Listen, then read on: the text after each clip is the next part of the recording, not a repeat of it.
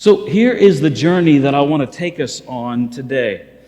The title of the message is To Know Transformation. To know transformation, to know that it happens.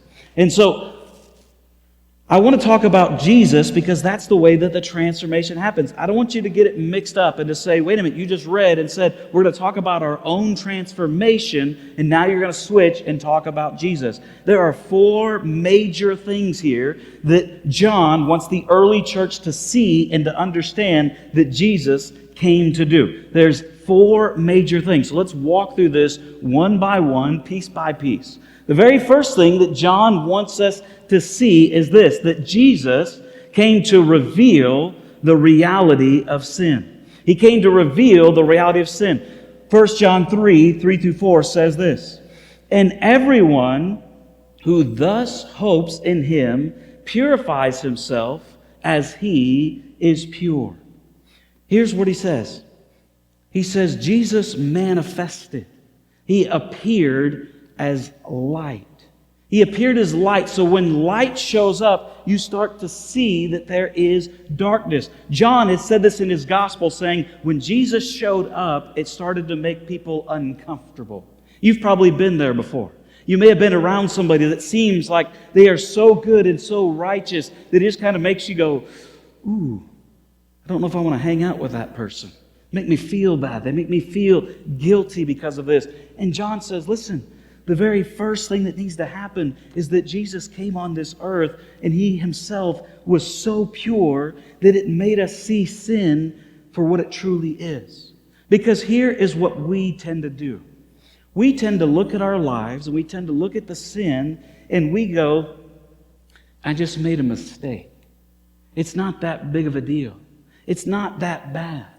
And yet when you see Jesus as He is pure, we start to see sin as it truly is. He says this, everyone who makes a practice of sinning also practices lawlessness. Sin is lawlessness. Here's what John says. He's saying you need to understand that your sin and that my sin is that sin is nothing short of active rebellion against God. It's lawlessness. He's saying, don't lighten it. Please don't make it something that it's not. He's saying, listen, it's active rebellion against God. And here's the reason why this is important. I want you to write this there in your sermon listening guide. We are far too good at self-justification and self-deception. We are far too good as human beings at self-justification and at self-deception. You see, it's kind of like this. There was a young boy who tended to lie quite a bit.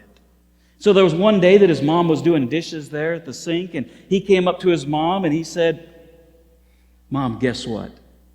There's a lion right outside.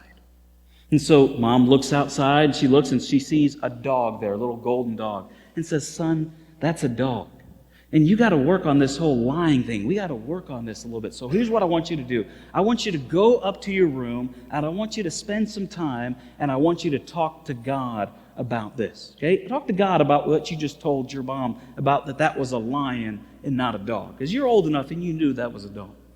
So a little boy goes upstairs, spends his time upstairs, comes back down, and Mom looks at her little son and says, okay, son, you talk to God about that?